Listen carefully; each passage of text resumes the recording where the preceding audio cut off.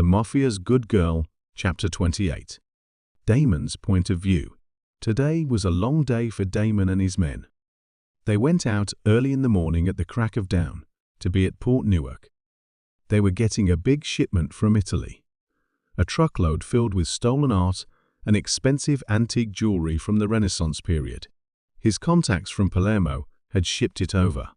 But once the ship arrived, they learned that someone had hijacked their cargo. There was nothing left inside the container. $65 million worth of goods disappeared into thin air. Of course, Damon and his men didn't take this lightly. They went to work and figured out the mole that gave out the information. It didn't take them long to find out that the ship captain was blackmailed by the Maranzano family. He was forced to give up the cargo, or his family would be murdered. "I'm sorry. They caught us in the water before we docked. Not giving the ship captain a chance to explain, Damon nodded at Liam, and he shot the captain right in the head. The ship captain fell dead to the ground, and his men shuddered in fear. Damon clenched his fists and walked out of the ship's cargo and back to the dock. Adrian and Liam followed after him, but his other men stayed behind to finish the job. The guns were loaded, and they killed off everyone who turned their backs on Damon Van Zandt. Everyone in that ship was dead within minutes. There was no room for traitors in the family, and this was nothing personal. Standing by the edge of the water, Damon pulled out his phone and dialed a number. Not long after, a deep voice answered the call. "Ciao." "Hugo," Damon said. "You were right about them. They took the bait. I trust you know what to do next." The person on the other line replied, "Godspeed and good luck, mio figlio." Damon's lips twitched into a smile, and he ended the call. Meanwhile, Adrian and Liam were standing behind him and waiting for their next instructions. "What do you want us to do now, boss?" Liam asked, sounding rather impatient. Damon didn't answer him right away. He took out a cigarette, and Adrian flicked a lighter on for him. Then he took a deep drag of his cigarette and released a cloud of white smoke into the air. With razor-sharp eyes that were ready to kill, Damon turned to Liam and said, "We bring them hell." A smile curved up Liam's face almost instantly. Their blood was boiling as Damon and his men went back to their cars. Adrian pulled out his phone and connected it to a laptop. Within seconds, they were able to track the movements of the cargo, finding out the location of the Maranzano family's warehouse. Damon and his men came to bring them hell. And that was exactly what they did. After arriving at the location in Brooklyn and scouting the area, Damon and his men waited until sundown before they started their plan. They planted explosives all around the warehouse and even at the underwater tunnels below the building. Damon stood on the rooftop of a building across from the warehouse and waited as cars after cars filled with the Maranzano family's men entered the warehouse. They must be partying and having a ball right now. They thought they hit the jackpot, successfully stealing from Damon and his business partner. But what they didn't know was that at 10 p.m. sharp, everything would be turned into dust. "Boss?" Liam turned to Damon as the clock struck 10. "Do it," Damon replied. Liam nodded and pressed a button on his phone. Within seconds, they heard a loud banging sound and fire exploded from the building. The whole warehouse collapsed under the ground, and it was engulfed in flames. The fire burned throughout the night, and tomorrow morning, the cops and the building inspector would conclude that there was a gas failure and it caused the explosion. Everything was planned and executed perfectly. Damon stood proudly in his spot, smiling at the hell he'd created. "Damn!" Adrian chuckled and shook his head. $65 million. And it turned into a fireworks show.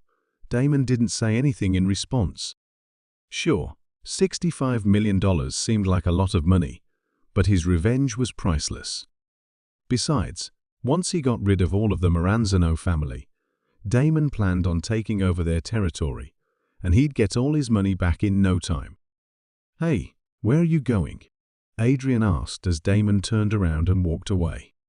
Blowing off steam, Damon said simply. Liam and Adrian stayed behind, and Liam shot Adrian a confused look.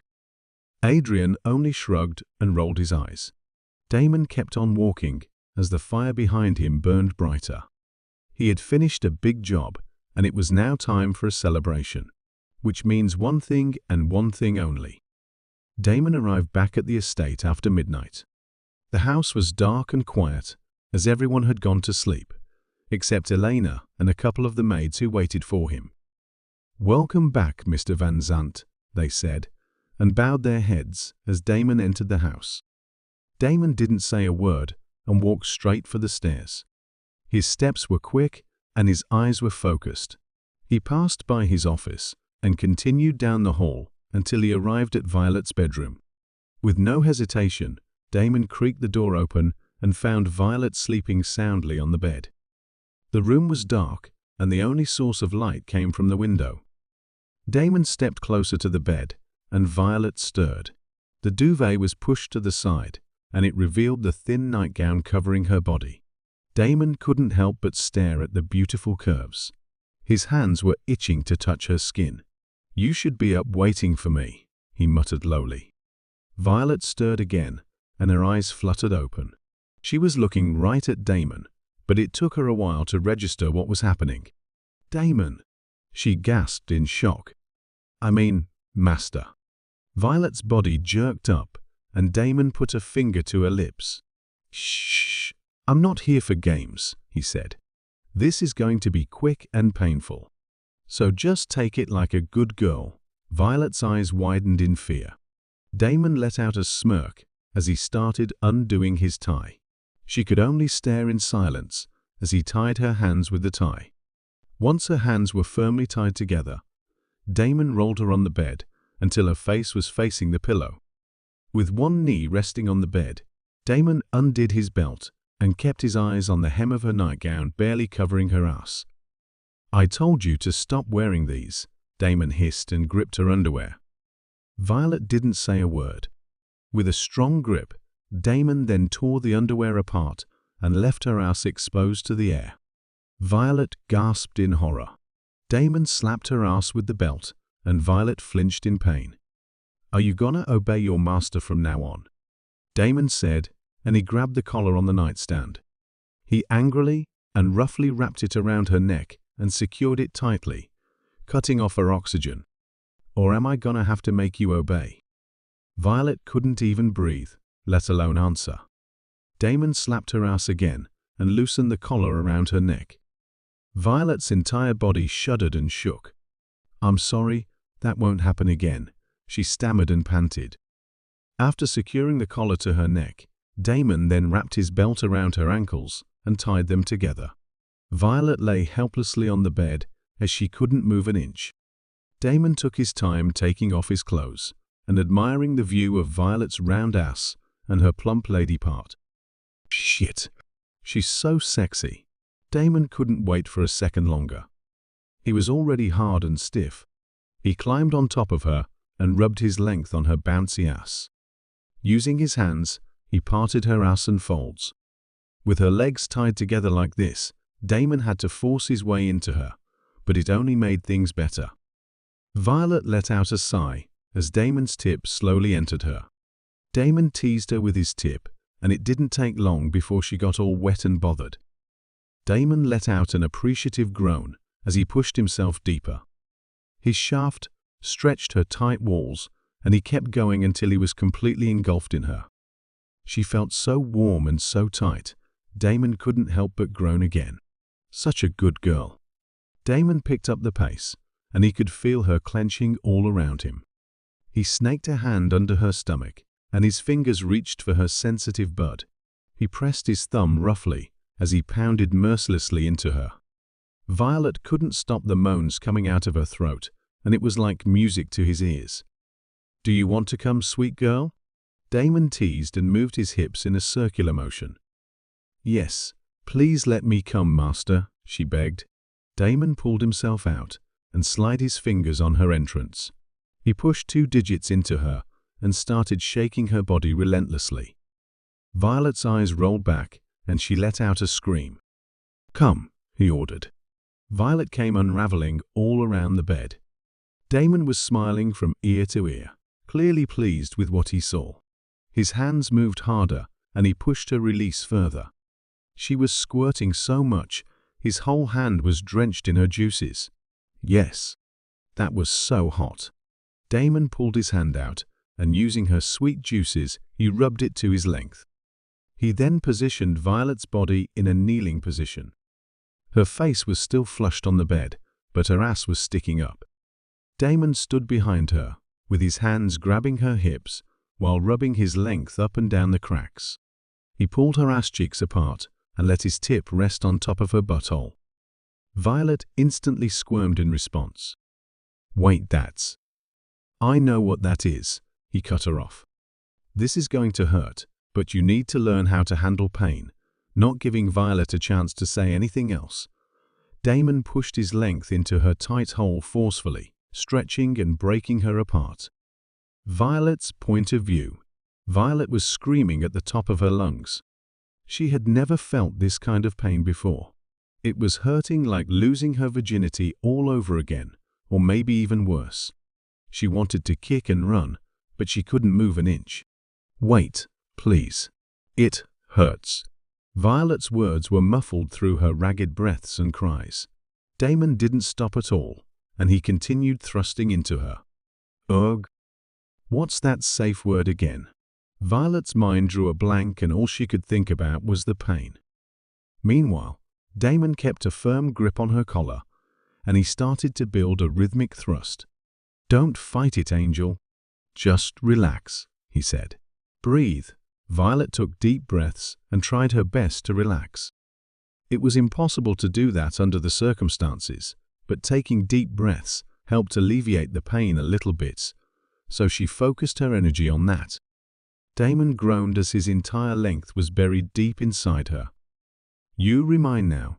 Violet's eyes rolled back of her head, and everything inside her gave out. The mixture of pain and pleasure was too much for her to handle. Her body just shut down. Damon pulled her collar up and wrapped his arm around her body. Their bodies were pressed up against each other, and Damon picked up the pace, drilling fast and hard like an animal. Violet didn't know how this was possible, but she started coming relentlessly. She didn't even see it coming, and she couldn't stop it. Damon let out a string of curses and felt her walls tightening around his length. He pulled himself out and shifted in her lady part. "Good girl," he grunted, and felt her walls opening for her. Damon's rock-hard length alternated between her two holes and claiming her body like she was a toy. Violet was out of breath, and her throat went dry. Tears trickled down her face as Damon tightened his grip on her body and used both her holes for his pleasure. She still felt the pain, but she couldn't even scream anymore. Her voice went out, and all the while, water kept squirting out of her lady part uncontrollably. Violet didn't know what was happening, and she was on the verge of passing out again. Luckily for her, Damon wasn't prolonging her suffering anymore. After a few hard thrusts, Damon pulled out and his load spilled on top of her ass cheeks. He let out a low grunt as he emptied himself, covering her skin with his cum.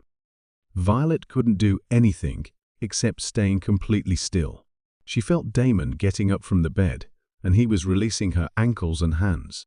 And even though her hands and feet were now untied, Violet still didn't move.